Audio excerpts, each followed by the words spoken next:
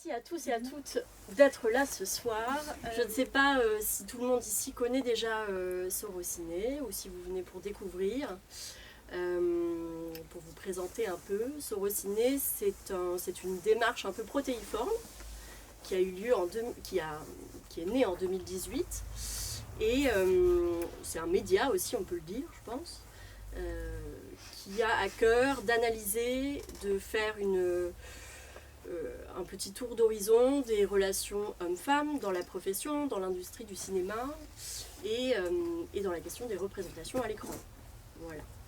Est-ce que vous voudriez rajouter quelque chose pour...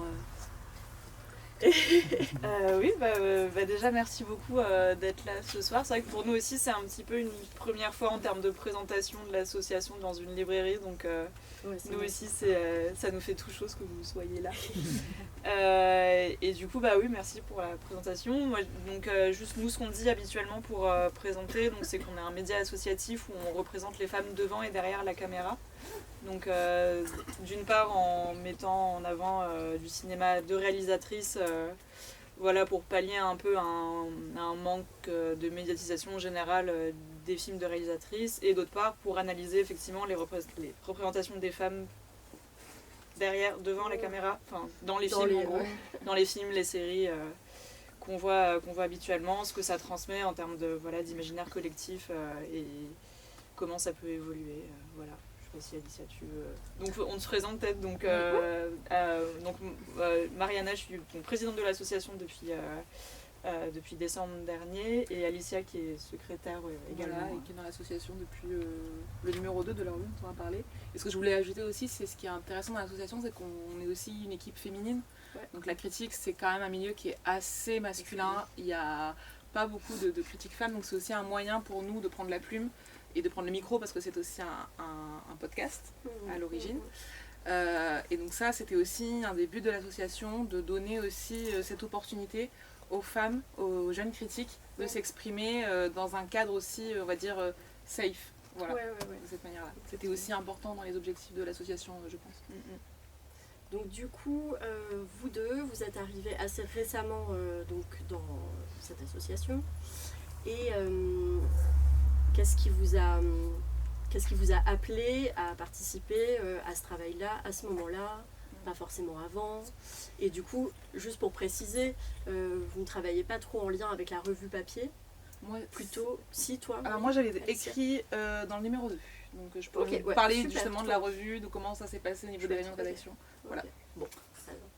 Et donc oui, du coup, qu'est-ce qui vous a amené à prendre part à cette aventure-là à ce moment-là? Moi, pour ma part, j'avais entendu parler de Sorociné quasiment dès le départ de l'association. J'avais écouté les podcasts vraiment dès l'origine de ce projet, qui m'a beaucoup intéressée parce que, comme je disais, c'était chouette d'entendre des filles parler de représentation des femmes à l'écran, d'entendre parler des réalisatrices. Donc moi, je suis journaliste à côté classique. J'écris pour une autre revue indépendante qui s'appelle Revue et Corrigée, qui est une revue qui est un peu du même format d'ailleurs, sur le cinéma de patrimoine et qui existe depuis 2017. Et donc c'est comme ça que j'ai rencontré la créatrice de Sorociné, Pauline Mallet, et les autres membres de l'association à ce moment-là. Et donc voilà, on s'est rencontrés. Moi, je leur ai dit mon envie de vouloir participer à ce projet après le numéro 1, parce que j'avais pas pu participer par manque de temps sur ce premier numéro. Et donc voilà, elles m'ont très gentiment accueillie pour le deuxième numéro de Sorociné, pour lequel j'ai écrit quelques articles. Et ensuite, j'ai intégré également l'équipe du podcast. Mon premier podcast était en mai dernier autour du Festival de Cannes. Ok. Voilà.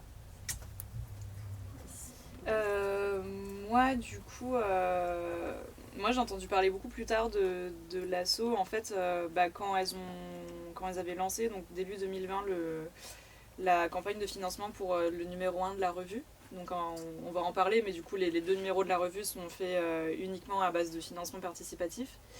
Et moi, c'est à ce moment-là, par les réseaux sociaux, en fait, que j'ai entendu parler de ce média-là, qui du coup, effectivement, à ce moment-là, existait surtout sous forme de podcast et de site.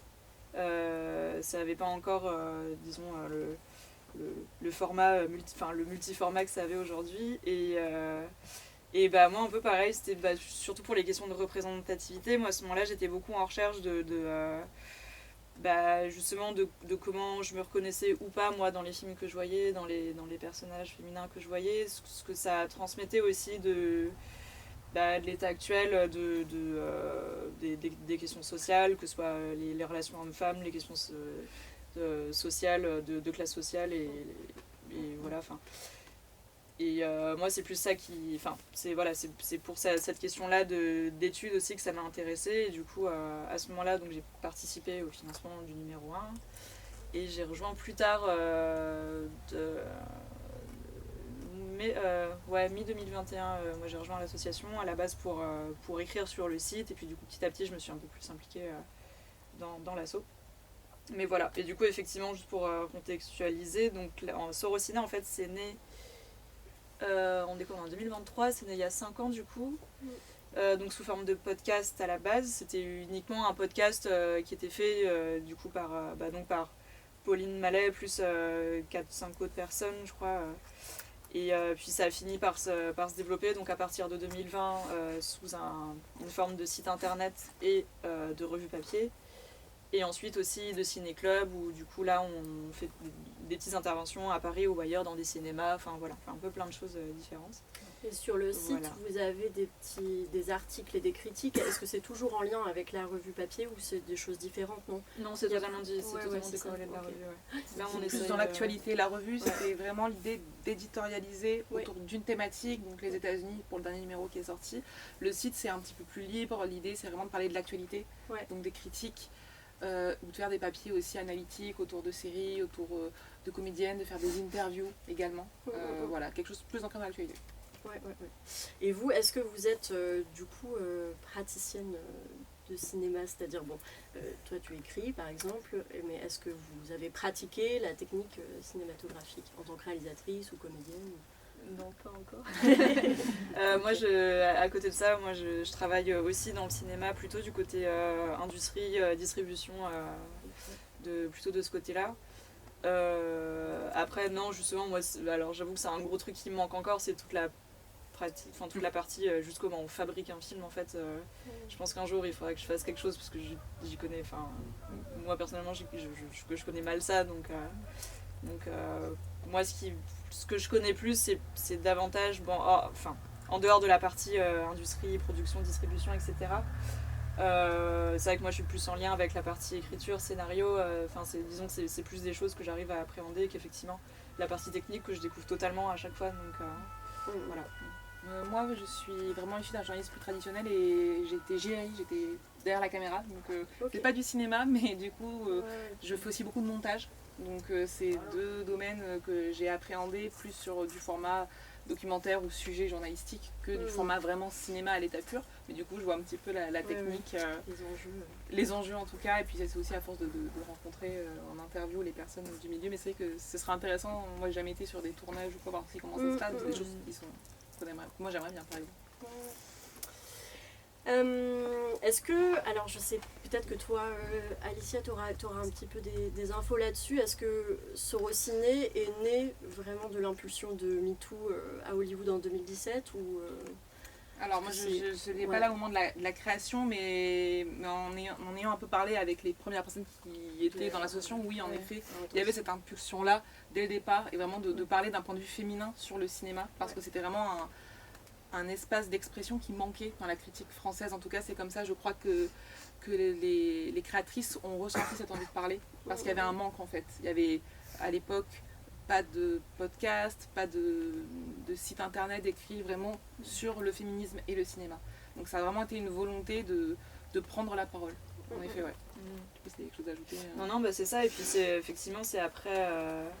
Alors, on reviendra peut-être un peu sur l'historiographie de la théorie féministe du cinéma qui commence dans les années 70 aux États-Unis, etc. Mais c'est vrai que MeToo, ça a vraiment été un raz-de-marée, on le sait tous, mais qui a du coup vachement reconfiguré en fait notre manière de percevoir des rapports de force un peu partout, et notamment dans le cinéma. Et c'est vrai que c'est à partir de là qu'il y a eu, je pense, toutes les études autour d'Iris Bray en fait qui sont parées aussi à peu près à ce moment-là.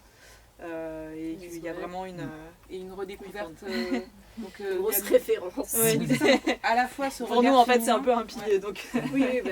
Et puis ce qui était intéressant aussi c'est la redécouverte de pionnières. Enfin on pense à Alice Guy, c'est quand même quelque chose d'assez récent. Il y a eu un magnifique documentaire notamment qui s'appelle Be Natural qui est sorti je pense à peu près au moment de la revue de 2018, quelque chose comme ça, 2017. Donc il y a aussi eu cette impulsion là qui est arrivée avec des femmes, des chercheuses ou des chercheurs qui ont voulu remettre en lumière les femmes de l'histoire du cinéma. Je donne l'exemple d'Alice Guy, mais je pense qu'il y en a plein d'autres. Il y a vraiment, même chez les distributeurs de patrimoine, cette volonté de mettre en valeur des rétrospectives de femmes. Ça c'est vraiment un phénomène assez récent, post-MeToo aussi. Donc on a vraiment une sorte d'effervescence de plusieurs acteurs et donc Sorociné s'inscrit un petit peu aussi là-dedans. En fait ça s'inscrit dans une volonté déjà de sortir des archives, des choses, pour réarchiver entre guillemets et créer du patrimoine. Donc vous êtes quand même aussi dans cette démarche-là, quoi. Oui, c'est ça, c'est dans une période aussi où il y a aussi plus de femmes qui réalisent et qui sont aussi mises en lumière. Donc, Parce qu'en fait, je crois que j'ai lu justement dans le numéro 2, il me semble que c'était difficile de créer du patrimoine sur le passé parce qu'il n'y avait pas tant d'archives que ça. En fait, les femmes qui étaient praticiennes, techniciennes, etc. n'avaient pas forcément le réflexe comme les hommes d'archiver, ou je sais pas, pour d'autres raisons, je pense aussi. Mais donc du coup, on se retrouve à... Oui, il y a un peu tout à recréer parce qu'il nous manque beaucoup d'archives. Oui, puis il y a eu beaucoup... Enfin, si on prend l'exemple vraiment d'Alice Guy, qui est l'exemple le plus probant, son travail a été récupéré par des hommes. C'est-à-dire qu'elle réalisait, donc Alice Guy, je ne sais pas si tout le monde la connaît, mais en gros, c'est l'une des inventrices du cinéma au même... Moi, je la mets vraiment à égale distance que Georges Méliès, que les Frères Lumière. Elle, en fait, elle a vraiment inventé la fiction. Ça a été la première à raconter une histoire. Son premier film s'appelle La Fée aux choux. Et donc, c'est une fée qui enlève des bébés des choux. Donc, on est dans de la pure fiction. C'est pas les Frères Lumière qui filment l'arrivée en gare du train. Et c'était la première 1887, exactement. Et Alice Guy va travailler pour Pathé. Pendant toute la période du muet, donc des années 1900, donc tout ce début du cinéma. Et la plupart de ces films en fait, vont être récupérés par d'autres personnes chez Pathé. Donc les films vont exister, vont circuler, mais sous d'autres noms. Ils vont mettre leur nom. Exactement, parce que Alice Guy, elle, en fait, va tenter de faire carrière aux États-Unis. Là aussi, pionnière, c'est une des premières femmes à ouvrir un studio de cinéma à Hollywood. Voilà, donc à Hollywood, c'était plutôt côté New York, je crois, mais bon, aux États-Unis en tout cas. Je crois qu'elle n'était pas à Los Angeles. Qu'importe, c'est trop compliqué. Mais voilà, pour vous dire que c'était une pionnière et en fait son travail a vraiment été effacé au fil de l'histoire. Elle s'est exprimée dans les années 50, elle avait fait une interview, elle avait publié ses mémoires.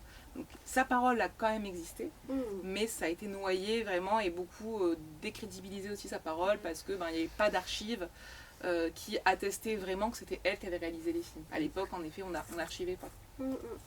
En fait, c'est ça, c'est qu'il y a... En fait, l'exemple d'Alice Guy, pour nous, il est vraiment, fondamental, parce qu'il représente vraiment tout ce double travail, toute cette double nécessité de faire le travail qu'on fait nous. C'est à la fois, il y a une question d'archivage, en fait, beaucoup de ces films ont été soit perdus, soit un peu disséminés partout, que ce soit aux États-Unis ou en Europe.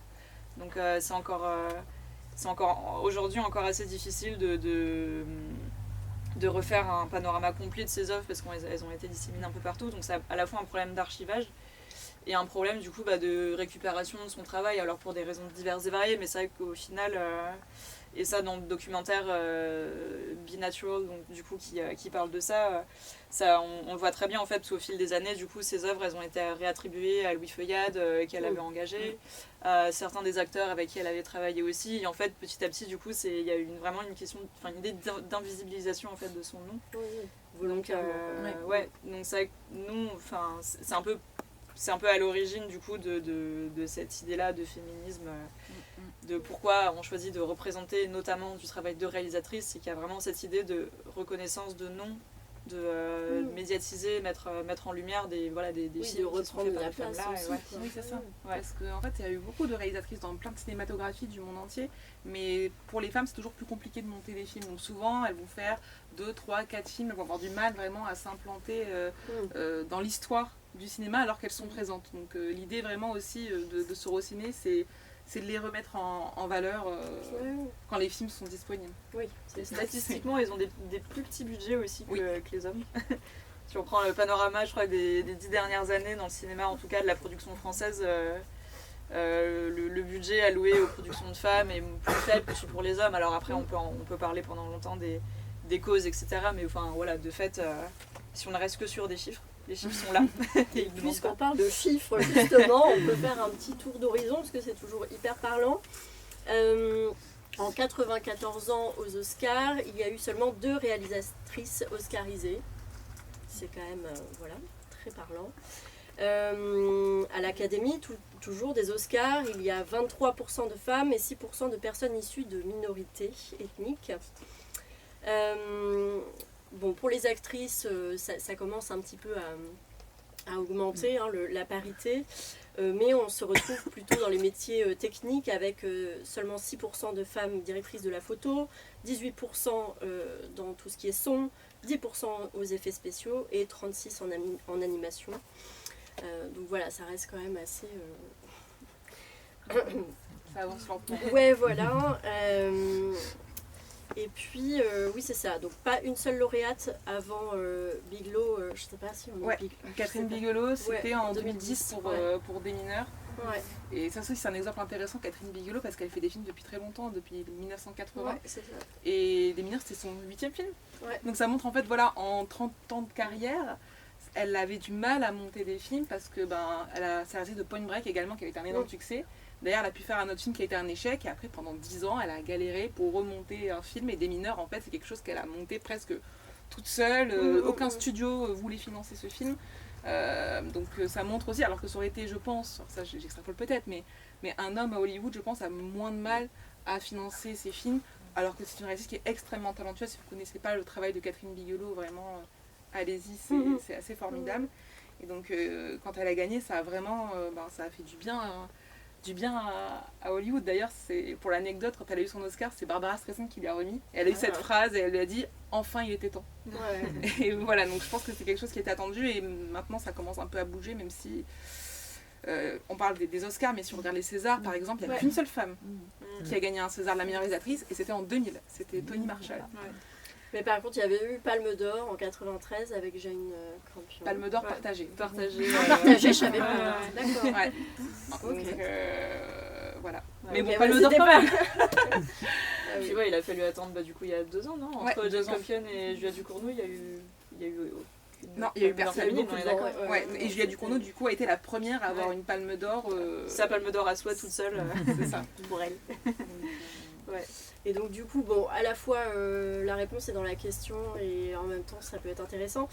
Pourquoi vous avez choisi de concentrer le second numéro sur le territoire et l'industrie américaine? Alors donc nous on n'a pas initié ce numéro. Alors moi j'avais participé aux réunions de rédaction justement quand on avait réfléchi à ça. C'était vraiment cette idée d'aller sur un cinéma déjà qu'on connaît. C'est-à-dire que le premier numéro, c'était sur les pionnières, donc c'est ce qu'on parlait avec Alice Guy. Donc c'était des articles, on va dire, pas forcément moins accessibles, mais c'était pas forcément des films que les gens avaient vus. L'idée c'est vraiment de mettre en lumière des femmes oubliées. Là vraiment le numéro 2, l'idée c'était de mettre de parler de féminisme et de cinéma à travers des exemples qui étaient connus de tous. Vraiment actuels, voilà. Donc là sur la couverture on a Jessica Chastain pour Zero Dark Thirty de Catherine Bigelow.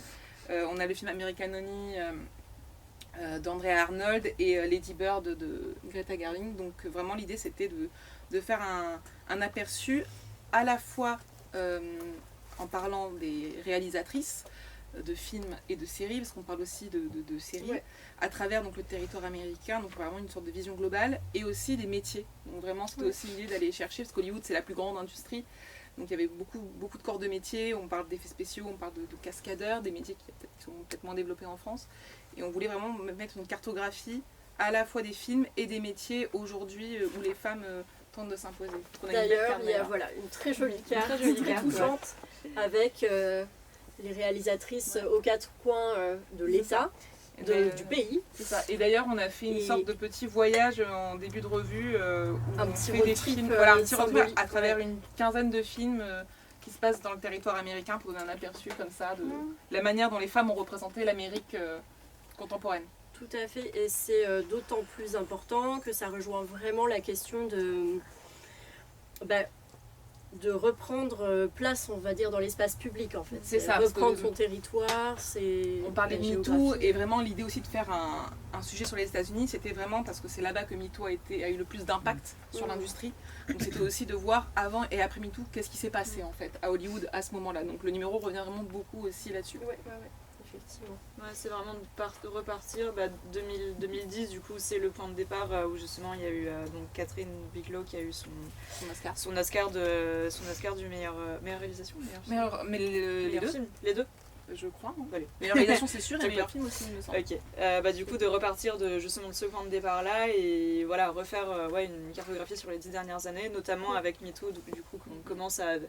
Comment, en fait, l'industrie a à la fois subi MeToo et du coup a été obligée aussi de se réadapter plus ou moins bien, du coup, mais en prenant, en analysant toutes les transformations à la fois de l'industrie en elle-même et sur les transformations aussi, du coup, il y a eu... tout un tas de trucs autour de... Je pense à Disney qui essaye de plus ou moins bien par rapport au moral, de s'adapter à l'inclusivité dans ses œuvres. C'est beaucoup tous ces types de transformations-là. Les transformations du regard aussi grâce aux réalisatrices. On parle par exemple des super-héroïnes et Wonder Woman, c'est aussi un exemple... Je crois que c'était quand même juste avant MeToo le premier, peut-être, je sais plus, Wonder Woman, mais en tout cas c'était à peu près au même moment. Mais ça c'est une représentation qui est presque révolutionnaire. Il y avait déjà eu des héroïnes d'action avant, plutôt filmées par des hommes d'ailleurs, pas trop filmées par des femmes. Mais là, Wonder Woman, c'était vraiment dans la manière dont elle est filmée par Patty Jenkins, la réalisatrice. On est sur une femme active, sur une guerrière, mais qui reste aussi féminine. Et la manière dont elle est filmée, elle n'est jamais sexualisée. On est toujours avec elle. Donc c'est vraiment une représentation qui a changé beaucoup de choses, je pense, à Hollywood. Oui, Iris Bray en parle beaucoup. Elle en parle beaucoup. C'est limite vraiment son point de départ aussi, justement, sur tout son travail sur le regard féminin, sur comment vraiment, ne serait-ce que la manière de poser sa caméra et de la positionner par rapport au spectateur, dit quelque chose en fait de la personne en train de le filmer. Oui, c'est toute une affaire de regard en fait, c'est tout son point de vue. D'ailleurs, ce que je trouve intéressant dans la revue aussi, c'est que même si ça ne s'organise pas de cette manière-là, on arrive à extirper la question des genres qui est assez présente en fait dans le regard féminin. Et du coup, j'ai vu qu'il y avait des genres, on peut tous et tout observer qu'il y a des genres qui reviennent. Le road movie, ça revient beaucoup.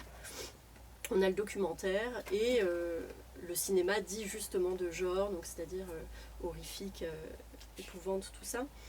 D'ailleurs, votre dernier épisode de podcast est à ce propos.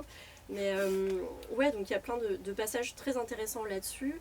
Sur le road movie, effectivement, où ça explique la réappropriation de l'espace. Mais il y a aussi la question du corps en action et en mouvement. Donc c'est reprendre le corps, c'est vraiment assez passionnant.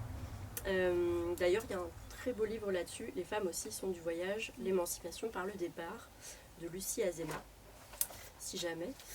Oui, alors attendez, j'avais noté, je reprends mes petites notes. Tac, 47, 51. D'ailleurs, si vous voulez feuilleter, je crois qu'il y en a quelques exemplaires qui sont tout derrière. Oui, n'hésitez pas si vous voulez jeter un petit coup d'œil. On a un très beau sommaire. Oui, d'ailleurs, c'est un extrait que vous avez mis là. Vous pouvez l'avoir en PDF. Du Lucie Azéma, qui dit « Les femmes étant historiquement des êtres captifs, le voyage est l'un des moyens les plus symboliques pour qu'elles s'affranchissent de leurs conditions. Voyager est toujours pour la femme un acte fondateur. » Vous trouvez ça tout à fait pertinent de le mettre. C'est ça, à travers les exemples d'American Honey et Nomadland aussi, qui est récent, que vous avez peut-être vu, qui est un très beau film justement sur cette question. Oui, est-ce que certains d'entre vous ont vu Nomadland qui a gagné l'Oscar de la meilleure réalisatrice. La deuxième, du coup. Chloé Zhao. Exact. Ou Thelma et Louise, moi j'avoue que ça me fait beaucoup penser à Thelma et Louise. Oui, mais voilà, c'est vraiment ça, l'initiatique, alors au road movie, donc géographiquement, après initiatique, comme vous en parlez dans l'épisode, je sais plus quel est le terme anglais. Le coming of age, mais voilà. effectivement qui est la traduction du récit initiatique. Donc il y a vraiment des choses qui reviennent un petit peu dans la création, dans le regard féminin plutôt. Et puis le documentaire aussi. Donc oui, il y a une présentation d'American Honey, mais on retrouve aussi chez Ackerman, on retrouve chez Varda. C'est vraiment... est-ce que vous savez expliquer un peu ça, pourquoi ces genres-là sont investis plus que d'autres? Pour le documentaire ou pour le documentaire, le genre, le film de genre aussi. Après, je pense que c'est des... Enfin, moi, en l'occurrence, pour film de genre, alors de ce qu'on entend plus généralement, ce qu'on appelle film de genre, c'est plus une manière de dire sans dire du cinéma d'horreur, en fait, ou des films d'épouvante, etc. Et en fait, c'est un... Enfin, moi, en l'occurrence, c'est quelque chose qui me touche particulièrement, parce qu'en fait, ça peut être très bien investi par des réalisatrices, justement, pour apporter des formes de sous-discours, des sous-textes, en fait, sur que ce soit des violences, ça peut être des violences sexistes, sexuelles, des formes de trauma aussi, enfin plein de choses. En fait, c'est un peu comme un carcan stylistique de base, sur lequel elles peuvent apposer tout un tas de réflexions. Je pense notamment à Grave, dont on a parlé beaucoup effectivement dans le dernier épisode, mais je pense que c'est en fait symboliquement, en tout cas sur la question du film de genre, symboliquement c'est quelque chose sur lequel il y a tout un tas de choses à explorer en fait, pour parler de la question des peurs, des traumas, etc. Le road movie aussi, c'est au niveau symbolique, c'est super fort, c'est comme l'extrait que tu viens de lire, mais oui, le road movie c'est vraiment et c'est vraiment s'affranchir de chez soi et reconquérir un espace qui est symboliquement l'espace des hommes. La route, c'est comme la rue, c'est conquérir l'espace, faire la découverte du territoire. Donc c'est pour ça aussi, je pense que symboliquement, c'était très fort pour les filles de faire leur numéro là-dessus. Donc ouais, en termes de style, en tout cas, c'est des styles de films qui peuvent être vachement forts. Et pour le documentaire, il y a la volonté de mettre aussi en lumière des personnes oubliées, donc là aussi symboliquement ça peut être aussi une envie de se replacer. Concernant des documentaires peut-être plus anciens, je pensais à Varda, je pense qu'il y a aussi une question de fait que c'était un territoire aussi peut-être plus accessible pour les femmes, je pense. Parce que la fiction, on le disait en termes de l'industrie, au niveau financier, c'était plus compliqué de monter des films de fiction, donc le documentaire a été un territoire peut-être plus ouvert pour les femmes.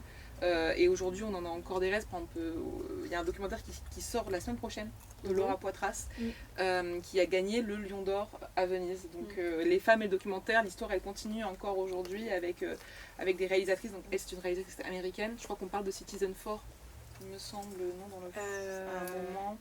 Donc Laura Poitras, peut-être qu'il y a un film qu'elle a réalisé qui s'appelle Citizen 4, que vous avez entendu parler, sur l'affaire Snowden en fait. Voilà, qui avait eu un Oscar à l'époque du meilleur film documentaire. Donc ça aussi c'est un film, si vous êtes intéressé de voir comment aujourd'hui une femme s'approprie le documentaire, c'est un très bon exemple, le travail de Laura Poitras. Mais effectivement, je pense que de manière plus pragmatique aussi, la question du budget elle est fondamentale, et le documentaire coûte beaucoup moins cher qu'un film de fiction à réaliser. Donc c'est des choses qui s'imbriquent. Oui, tout à fait. Eh bien, je n'ai pas de transition,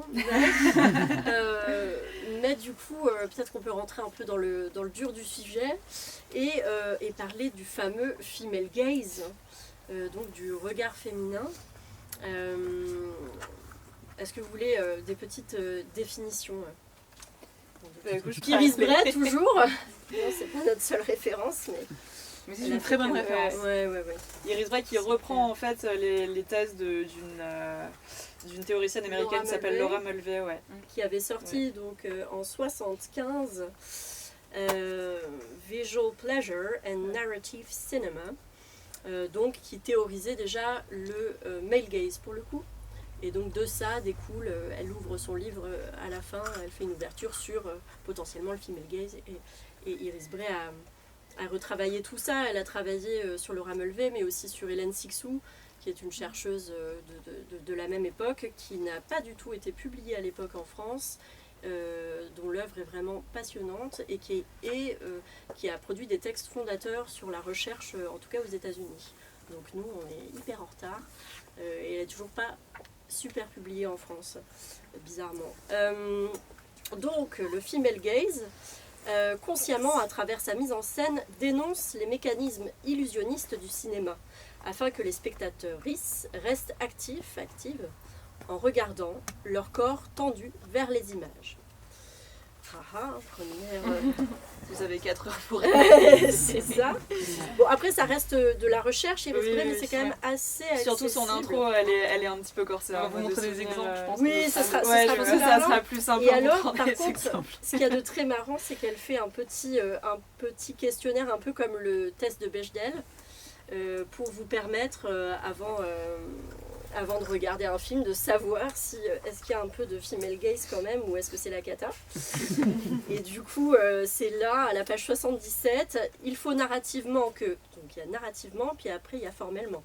Narrativement, 1. Le personnage principal s'identifie en tant que femme. 2. L'histoire soit racontée de son point de vue. 3. Son histoire remette en question l'ordre patriarcal. Et du point de vue formel... grâce à la mise en scène, le spectateur ou la spectatrice ressentent l'expérience féminine. 2. Si les corps sont érotisés, le geste doit être conscientisé.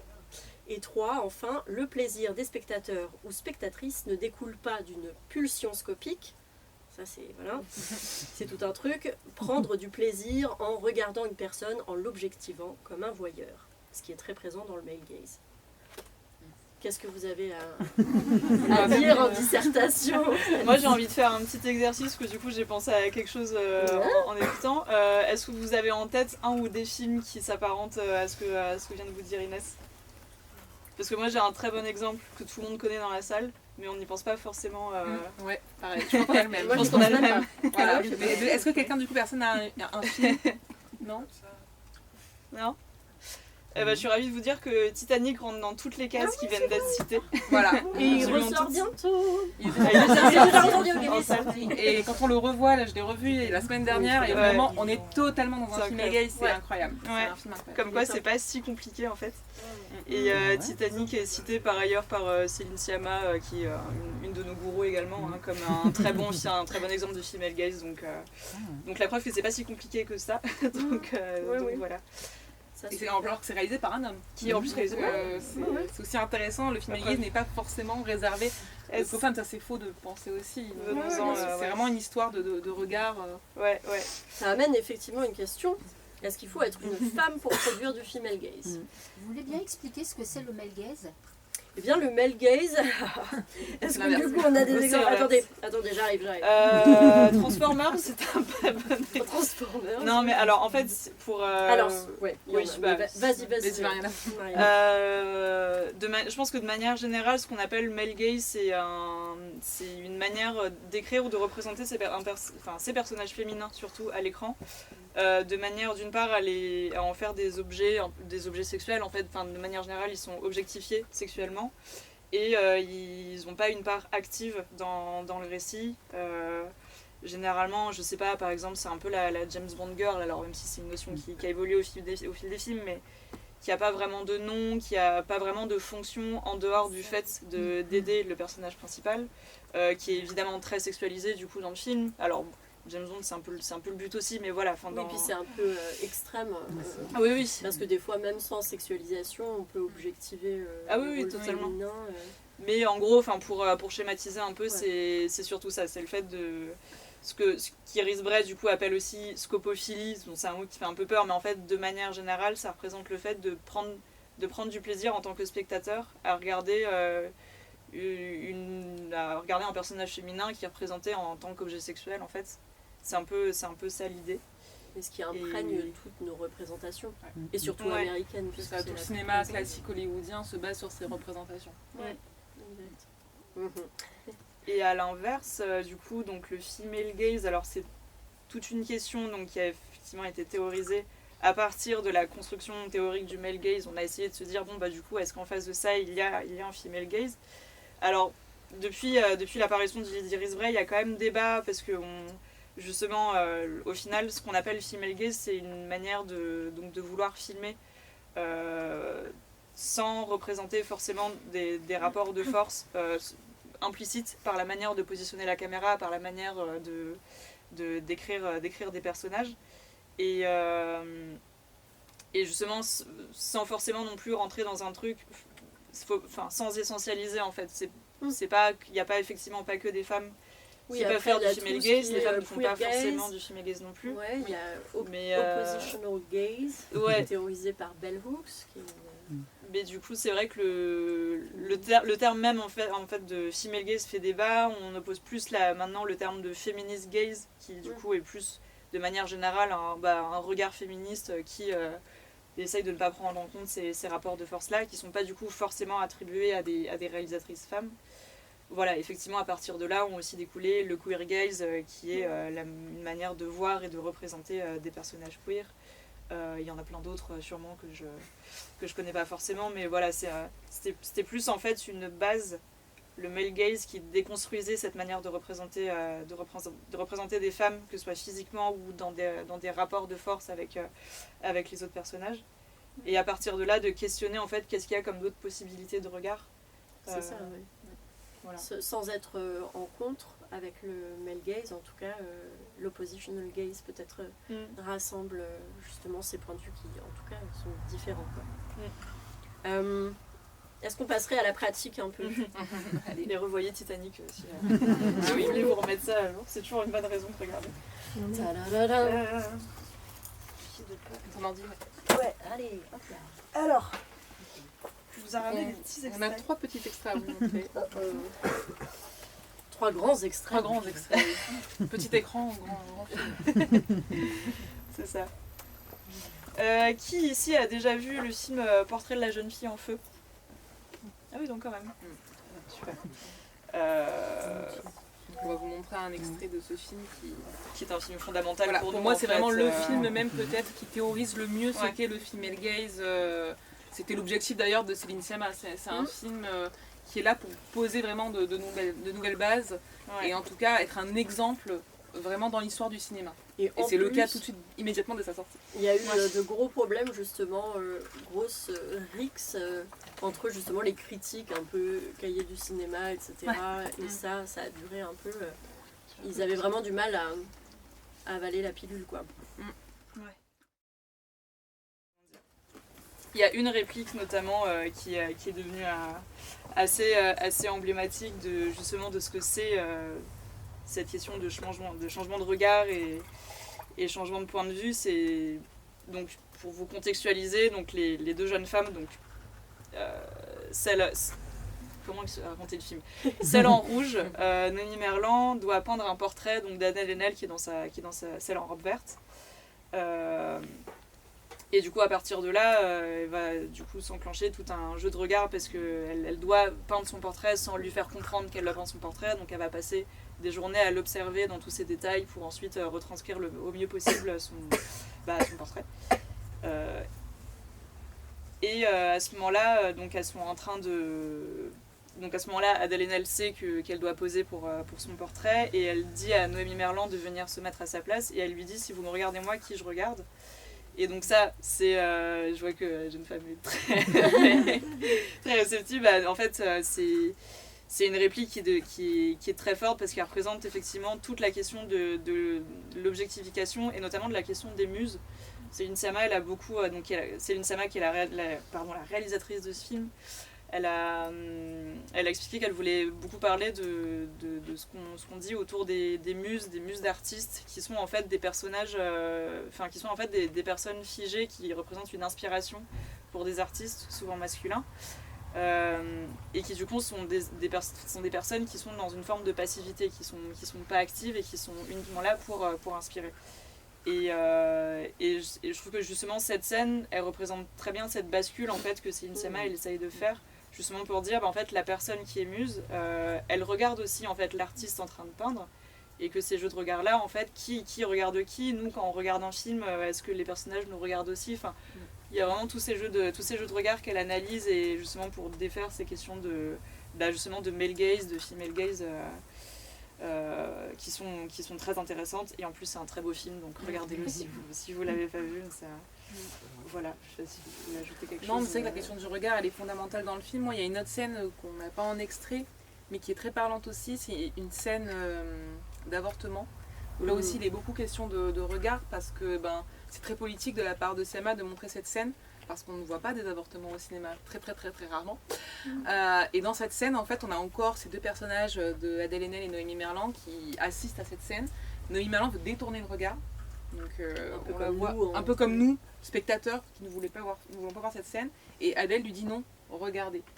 Et en fait là, du coup, elle tourne la tête, nous aussi on regarde cette scène, et en fait on est dans l'expérience vécue de la femme, donc là on est vraiment dans ce qu'est le female gaze, et en fait on voit que l'expérience peut aussi, quand elle est encadrée avec une sororité, avec des femmes entre elles, peut être douce en fait. Ce n'est pas vu comme une scène violente, c'est juste une expérience qui est vécue entre femmes. Et pour moi ça c'est une scène aussi qui est autant fondamentale que celle qu'on vous a montrée, donc voilà, si vous voyez les films, pensez-y à ce moment-là notamment aussi. Très bien. Est-ce que... Alors, je sais qu'il y a aussi un film qui vous tient particulièrement à cœur, qui est Grave, de Julia Ducournau. Donc Julia Ducournau qui a gagné la Palme d'Or, du coup, la dernière en fait. L'année dernière. Il y a 2 ans. Il y a 2 ans déjà, voilà. Pour Titane, donc son deuxième. Et le premier, Grave, est-ce que certaines d'entre vous l'ont vu ? Oui, on réussit à le voir. Donc c'est un film de genre, ça on peut le dire, c'est même un sous-genre dans le genre. Et comment dire, on va vous passer un extrait, je sais plus ce que je voulais dire. Limite, j'ose pas le passer là, on va me prendre pour une psychopathe. Non, c'est un film qui fait appel au code de l'horreur, au code gore. Oui, et au code aussi du teen movie, parce que c'est un film, comme on disait tout à l'heure, le coming of age, où on est sur un personnage qui rentre à l'université, enfin en école de vétérinaire, et qui va devoir aussi évoluer aussi dans ces codes-là. Il est un peu sur le double genre. Il y a le dernier épisode du podcast Sorociné qui est consacré on parle de ce film. Voilà, donc n'hésitez pas à Grave. aller. Effectivement. Donc Grave, en fait, ça raconte l'histoire d'une adolescente, enfin d'une jeune fille qui a 15-16 ans et qui est assez précoce et qui du coup se retrouve à faire ses études dans une école vétérinaire. Elle est végétarienne et elle va se retrouver dans une séance de bizutage à être forcée à manger de la viande et à partir de là son corps va en fait se mettre un peu à se transformer. Donc c'est beaucoup une métaphore notamment sur la puberté, la découverte de la sexualité, le corps, son nouveau corps de jeune femme qui apparaît à l'âge adulte, etc. Et alors en fait cette scène, moi je la trouve vachement intéressante. Ne me prenez pas pour une psychopathe s'il vous plaît. Moi je la trouve vachement intéressante parce que déjà dans les films... donc comme le disait Inès, en fait c'est un film qui reprend beaucoup les codes des films d'adolescents.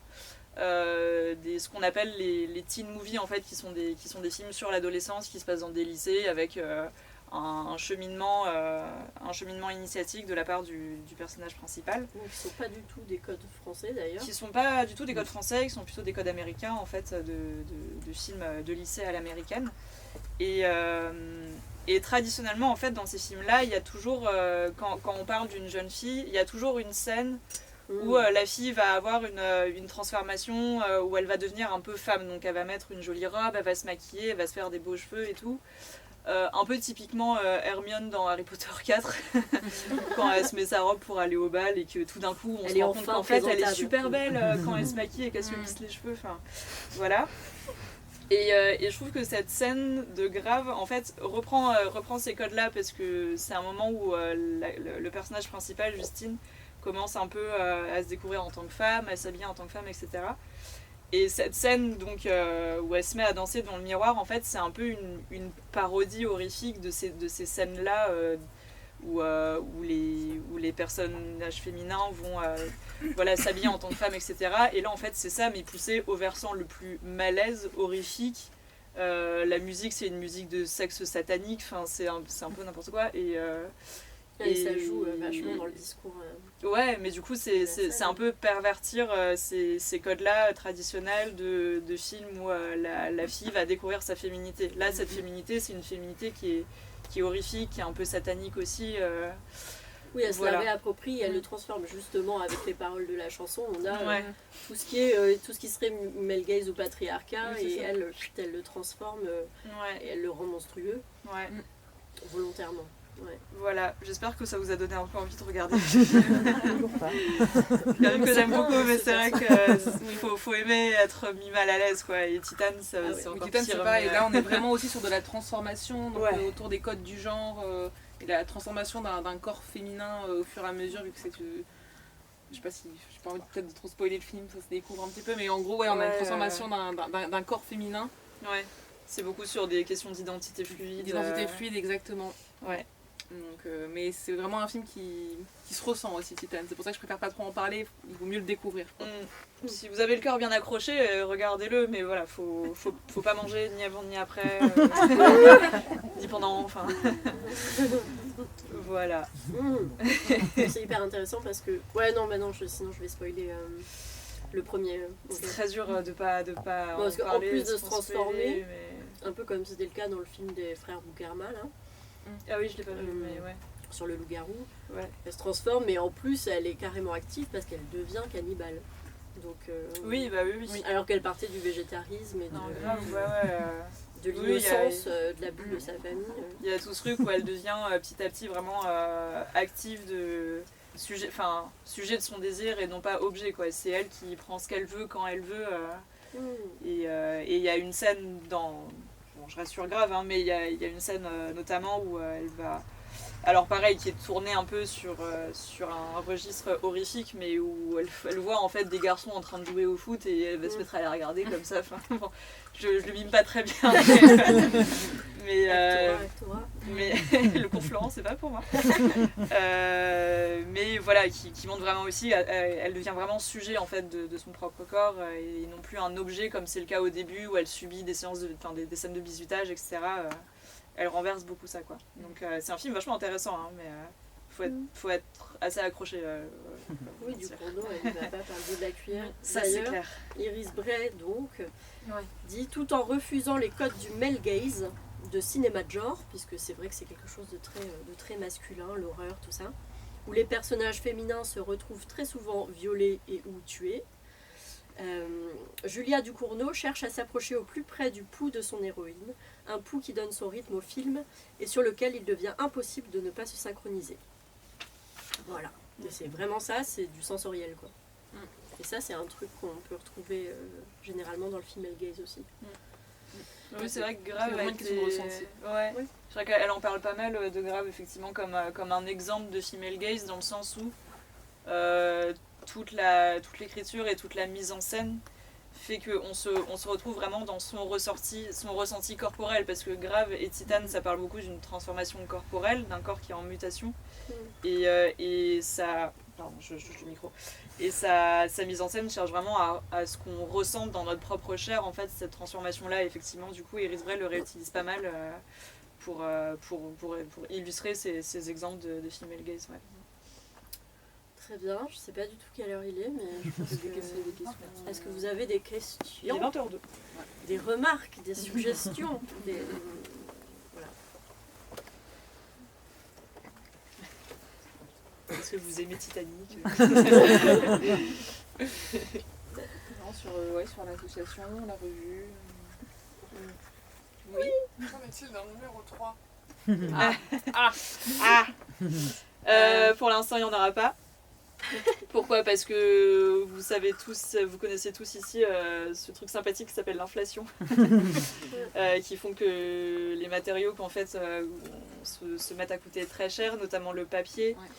Et on était parti à la base sur une idée d'un numéro 3 et en fait après avoir budgété, c'était pas possible. En l'état, c'est pas possible parce que le papier coûte très cher et qu'en plus voilà, les 2 premiers numéros en fait ont été donc financés intégralement par financement participatif, qui est quand même voilà un type de financement relativement fragile quand on veut l'installer sur la durée, donc c'était trop risqué pour nous en fait là pour l'instant de se lancer sur un numéro 3. Donc potentiellement un jour. Pour l'instant, l'idée n'est pas fermée, mais mais voilà, c'est vrai qu'être une revue totalement indépendante aujourd'hui, parce qu'on n'a pas de publicité non plus. Enfin là, on a une publicité derrière, mais c'est vraiment zéro pub. Donc c'est compliqué à monter financièrement. Donc là, actuellement, on s'est justement un peu plus concentré sur notre activité de podcast, qui nous permet quand même de rester active et de parler de l'écriture. Exactement. Du journalisme. Donc il y en a à peu près 1 à 2 par mois qui sont en ligne. Donc voilà, c'est quand même l'idée de rester actif. Et puis il y a le site internet également où on peut s'exprimer à l'écrit. Donc en attendant, un numéro 3. Donc c'est de consolider justement aussi et de faire connaître l'association. Oui, c'est ça la démarche. Et puis après, exactement, voilà. Mais voilà, après les gens sont intéressés et on est aussi assez présente sur les réseaux sociaux, sur Instagram, etc. où les gens nous suivent pas mal. Ouais. Donc il y a vraiment un intérêt pour ça. À moins qu'il y ait un très très généreux donateur dans la salle. N'hésitez pas. On est là. Est-ce que dans les écoles de cinéma, votre ouvrage il trouve sa place ? Il me semble que oui. Alors nous là pour l'instant on cible plus les librairies indépendantes comme celle-ci, plutôt avec une ligne un petit peu politisée. Et on est présente aussi notamment à la Cinémathèque, la Cinémathèque de Paris, la Cinémathèque de Toulouse. Enfin il y a plusieurs cinémathèques en tout cas. Et un peu les écoles de cinéma, ouais. Tout à fait, ça s'y prête. Ouais. Vous avez l'air de dire que vous avez plus tracé les impacts de MeToo aux États-Unis et votre vision par rapport à l'Europe. C'est vrai que là en l'occurrence c'est parce que le sujet était sur les États-Unis. Après en France l'impact est moindre, il y a moins aussi d'actrices qui ont pris la parole, il y a encore une certaine, je pense, omerta dans le cinéma français aujourd'hui. Mais il y a quand même une nouvelle génération de réalisatrices qui se réapproprient vraiment l'espace cinématographique français. Il y a Julia Ducournau. Julia Ducournau, bien sûr, Céline Sciamma. Mais par exemple, on peut parler d'Alice Diop, qui elle vient du documentaire, on en parlait tout à l'heure, qui vient de recevoir le César du meilleur premier film pour Saint-Omer, qui est un film formidable, là aussi sur l'expérience vécue féminine. C'est un film assez fondamental et assez inédit, je trouve, dans sa représentation. On peut parler de Rebecca Zlotowski aussi, avec laquelle Céline Sciamma a fondé le collectif 50-50 en France. Je ne sais pas, ça fait quelques années que ça a été créé et l'objectif de cette association c'est d'arriver à une parité, à une égalité dans tous les métiers du cinéma, donc réalisation mais aussi tous les métiers techniques. Et quelque chose qui est assez intéressant je trouve quand on regarde les Césars cette année, alors oui on a eu cette histoire qu'il y avait 0 femme hélas nommée dans la catégorie meilleure réalisation alors qu'on a eu une année formidable en termes de réalisatrices, donc Alice Diop, Rebecca Zlotowski, Blandine Lenoir qui a fait un film magnifique sur la lutte pour le droit à l'avortement qui s'appelle Annie Colère, qui est un film sublime. Léa Missius. Léa Missius et les 5 Diables. Alice Vinocourt, enfin vraiment plein de films. Mais là où je voulais en venir, c'est que dans les catégories techniques, beaucoup de femmes ont gagné. Et ça, c'est assez chouette. On l'a pas assez soulevé, je trouve, dans les médias. Et c'est bien dommage. On a notamment, alors j'ai pas les noms, j'en suis navrée, mais on a eu meilleur montage, c'était une femme, meilleure musique, c'était une femme. Et ça a été la première de l'histoire à recevoir un César de la meilleure musique, la première femme en 50 ans de César. Enfin, voilà, ça dit tout. Dans les catégories des courts-métrages aussi, ce sont à la fois dans la catégorie documentaire, animation et fiction, ce sont des femmes qui ont gagné. Donc il y a vraiment quelque chose, une émulsion qui est en train de se passer. Donc c'est vraiment intéressant, moi je trouve, de voir que les femmes sont vraiment dans tous les domaines, également techniques en France, ça commence comme aux États-Unis. Ouais, mais ça reste... Mais ça reste encore un petit peu timide, donc en espérant que ça évolue, mais ça c'est aussi une question, les Césars, c'est qui est-ce qui vote. C'était majoritairement des hommes blancs de plus de 50 ans comme les Oscars, donc là aussi c'est aussi beaucoup de copinage, donc il y a tout un travail, mais il y a des choses qui se passent et ça c'est aussi parce que de plus en plus de femmes, de jeunes femmes sont à ces postes, parce qu'avant c'est des métiers masculins, le métier de monteur, le métier de chef opérateur. Et donc aujourd'hui vraiment ça se démocratise chez les étudiantes en cinéma, il y en a de plus en plus. Et parce que aux États-Unis, il y a justement sur les Oscars, il y a tout le poids de l'académie, mais je sais pas exactement comment ça se passe au César. C'est à peu près pareil, c'est une académie. Il y a une académie aussi. Il y a une académie, c'est la jury un peu de manière officielle, mais en fait c'est une académie. En gros, c'est comme aux Oscars, c'est les mêmes systèmes, on va dire par caste, mais par métier. On vote donc pour les meilleurs monteurs, les meilleurs chefs opérateurs, les meilleurs acteurs, pour les nominations et ensuite tout le monde vote. Donc c'est pareil, c'est l'académie, il doit y avoir 3000 membres et ce sont des anciens lauréats, des gens de l'industrie. Il n'y a pas de statistiques je crois, qui sont sortis. Enfin, je sais pas, je me suis pas renseignée sur le sujet. Mais à mon avis, on est quand même sur des représentations pas forcément paritaires aujourd'hui. Même s'il y a des efforts, ils ont changé un petit peu, je crois, leur organisation pour justement essayer de pallier à ça. Mais ça se fait pas non plus dans un claquement de doigts, hélas. Sur votre site, vos objectifs, c'est quoi? C'est de réseauter un peu par rapport à toutes ces femmes qui sont émergentes ou c'est quoi votre politique de site? C'est-à-dire vos objectifs de publication, est-ce que l'idée c'est de faire témoigner ces femmes? Est-ce que c'est de... Oui, de créer du matrimoine justement pour après. Je dirais qu'on est plus là sur un travail de représentation, dans le sens où l'idée c'est surtout de couvrir une actualité qui est dans notre ligne éditoriale, donc que soit l'actualité de films de réalisatrices dont on va pas forcément beaucoup parler dans, on va dire, les médias traditionnels. Avec des interviews des cinéastes. On essaye pas mal effectivement d'accompagner des sorties en faisant des interviews de réalisatrices, etc. Et à travers le podcast aussi, alors là ça fait un moment qu'on l'a pas fait, mais là on prévoit assez bientôt, ça se dit pas, mais on prévoit bientôt effectivement d'être dans une démarche de donner la parole, que ce soit à des techniciennes, à des scénaristes, des choses comme ça. Donc ouais, plutôt une idée de représentation des différents corps de métier aussi, et de ce que ça implique pour ces personnes-là, comment elles se situent vis-à-vis de leur métier, vis-à-vis de l'industrie. Voilà. C'est quelque chose qu'on avait fait dans la revue en fait, c'est-à-dire qu'on n'en a pas trop parlé de la structure, mais il y a un volet vraiment sur, je disais, les films américains, la représentation, mais il y a tout un volet qui s'appelle Sur le plateau, où on fait justement, on va à la rencontre de ces femmes de l'ombre entre guillemets. Donc il y a notamment un article sur les cascadeuses, voilà par exemple, parce que ça aussi, qui dit de plus en plus d'héroïnes d'action, d'héroïnes actives dans les films, qui dit aussi de plus en plus de cascadeuses, donc on a aussi un article sur les femmes dans les effets spéciaux, sur les coordinatrices d'intimité. Ah oui, ça on voilà, en a pas parlé. Ça c'est quelque chose aussi qui est un métier post-MeToo. Est-ce que vous avez déjà entendu ce terme de coordinateur d'intimité? En fait, ce sont des personnes qui sont engagées sur les plateaux de cinéma ou de séries télé pour que le consentement soit respecté dans tout ce qui est scènes de sexe ou des scènes un petit peu qui peuvent être compliquées de point de vue de la nudité, etc. Donc c'est un métier qui n'est pas encore très très bien défini, parce que c'est un métier très récent. Et ça permet vraiment d'avoir une sorte d'égalité, d'avoir une sorte de safe space, enfin d'un espace vraiment sécurisé pour les acteurs et pour les techniciens. Donc ça, si vous voulez un exemple très intéressant de la manière dont ça peut être mis en place, il y a une série qui s'appelle Normal People. Alors c'est pas américain, c'est britannique. C'est la série avec Paul Mescal. Ouais, et cette série c'est vraiment exceptionnel. Il y a beaucoup de scènes de sexe qui sont d'une pudeur, d'un réalisme assez magnifique et d'une égalité vraiment assez inédit, je dois dire, dans l'histoire de la série télé. Notamment, il y a une scène de perte de virginité où en gros le garçon demande le consentement de la jeune fille à plusieurs reprises, 1 fois, 2 fois, 3 fois, sur les protections contre les MST. Enfin, on voit jamais ça d'habitude en fait, alors que c'est la vie.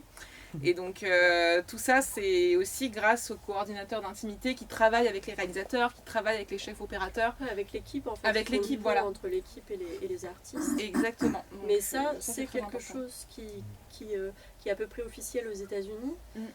Par contre, par exemple en France, ça reste complètement tabou. Moi j'ai une amie qui est comédienne dans une série qui passe en ce moment, et qui m'a dit qu'elle avait vraiment vécu un cauchemar là-dessus parce qu'il n'y avait pas de personnes officielles qui étaient faites, et il y avait beaucoup de scènes de sexe et d'intimité, et ça lui avait pris la tête complètement pendant tout le tournage qui a duré longtemps. Parce qu'entre les acteurs eux-mêmes, ils ne se connaissaient pas, il faut avoir un degré d'intimité, et c'est dommage. Là, il y aurait quelqu'un qui aurait ce chapeau-là officiellement. Oui, je pense que c'est vraiment selon les projets, la volonté des cinéastes. Je pense que c'est aux cinéastes d'initier ça, aux producteurs, et c'est vrai que c'est pas encore très démocratisé, même c'est quand même assez récent, donc ça commence. Donc je pense qu'en France, peut-être que, je sais pas, sur les films de Céline Sciamma, je sais pas comment c'était passé sur Le Portrait, s'il y avait ce genre de choses, mais je pense que ça va commencer un peu à se démocratiser sur certains films. Mais c'est vrai qu'en France, c'est compliqué. Puis même, c'est vrai que même pour les acteurs, vis-à-vis du fait qu'il y a l'intégralité de l'équipe technique qui est là pendant qu'ils sont en train de tourner une scène de nu, c'est pas forcément quelque chose... Et en plus, c'est assez drôle parce que c'est vrai que c'est un métier qui est pas encore tout à fait, qui est en train de se former, qui est pas encore totalement défini, parce qu'il y a le côté à la fois effectivement de ce que ça donne en termes de représentation, notamment ce que tu dis sur Normal People, de ce que ça donne effectivement comme scène de sexe représentée. Il y a un côté aussi du coup médiateur entre les acteurs, les actrices et le réalisateur ou la réalisatrice, le reste de l'équipe technicienne, etc. Et il y a aussi le fait que moi l'année dernière j'avais interviewé deux acteurs, un acteur et une actrice qui jouaient dans un film qui était fait avec une coordinatrice d'intimité.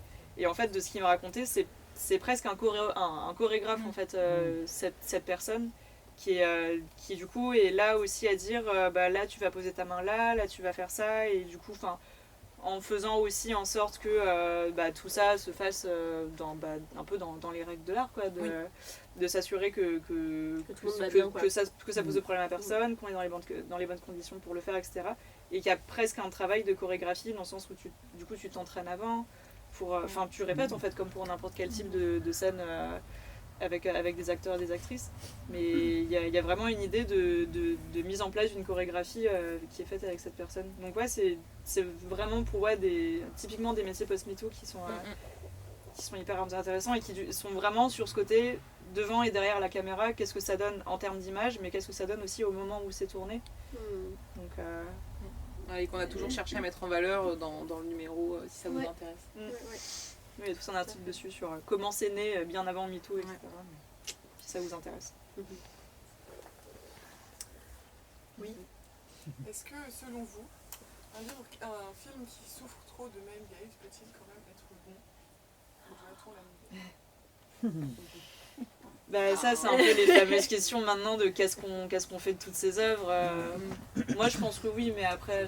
Oui, bien sûr, on ne va pas non plus annihiler 100 ans de cinéma. Ouais, c'est ça. Donc, en fait, moi, ce que je trouve qui est important à faire quand on regarde des œuvres du passé, surtout quand elles peuvent être problématiques sur cette représentation-là, c'est de les remettre dans le contexte. En fait, vraiment de voir pourquoi dans l'œuvre d'un cinéaste on a ça, pourquoi à telle époque on a ce genre de représentation, dans la carrière d'une actrice, pourquoi à tel moment ce film-là fait ces choix-là, etc.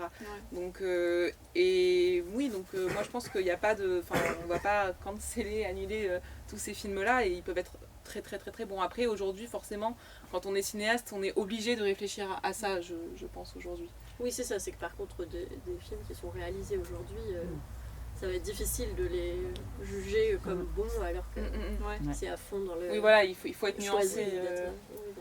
On parle de Transformers, de ce genre de choses aujourd'hui à Hollywood. Ah ouais, non, ça tu pourrais plus, et c'est tant mieux. Les films des années 90, 2000, où vraiment les femmes sont hyper sexualisées, sont vraiment revoyez Transformers si vous voulez, vraiment c'est un exemple aussi, mais le cas d'école pas faire. Alors de ce qu'il faut pas faire, et aussi de ce que c'est que de sexualiser un corps, et vraiment de morceler un corps, parce que vraiment la scène d'introduction de Megan Fox au moment où elle ouvre le capot de la voiture de Shia LaBeouf et que vraiment la caméra se pose sur ses seins, sur ses fesses, sur son ventre et ensuite sur son visage. Et c'est vraiment un cas d'école, c'est une marionnette quoi, les trucs quoi. Il y a vraiment cette idée de morceler le corps en fait qui est très théorisée aussi. Enfin, Iris Bray en parle beaucoup justement de comment sexualiser un corps, c'est aussi le morceler, c'est un peu sortir de l'idée que une femme c'est un corps entier et c'est des parties distinctes. Et la scène de Megan Fox sur le capot de la voiture de Transformers représente ça à la perfection. Donc, sur le fait de morceler le corps des femmes, c'est typiquement la même chose qu'on fait avec le corps des animaux. On les voit plus dans leur globalité, on les épaisse. Ça va ensemble. Et il y a la politique sexuelle de la viande, un bouquin là-dessus, qui montre qu'on agit de la même façon. C'est le pouvoir dominant qui rabaisse l'autre en le voyant par partie. Et la couverture de ce livre, elle est faite avec une femme qu'on tord, qui n'est pas possible, parce qu'on veut montrer à la fois les seins et à la fois les fesses. Et après, on lui fait des découpes de pointillés, comme on fait sur les affiches en boucherie d'une vache ou d'un cochon. C'est la même volonté d'exploiter et de dominer celui... Oui, sauf qu'avec le regard, souvent, au cinéma, c'est vachement plus insidieux, en fait, parce qu'on est tellement habitué à ces représentations que c'est intégré, donc on les voit plus, quoi. Oui, c'est ça le truc, quoi. Ben, pareil, dans la consommation de viande, on voit plus l'animal, on voit plus que le morceau qui est dans notre assiette. C'est pareil. Eh bien, ce sera l'objet du prochain débat. Peut-être pour clore cette rencontre, j'aimerais vous parler, enfin, vous évoquer la prochaine rencontre qui aura lieu le 31 à la librairie avec une jeune autrice américaine qui s'appelle Tess Gunty et dont le livre est ici. voilà, chez Gallmeister. Donc voilà, Gallmeister nous a proposé de la recevoir. Elle sera le 31 mars. Voilà. Merci beaucoup à tous. Merci. Et à la-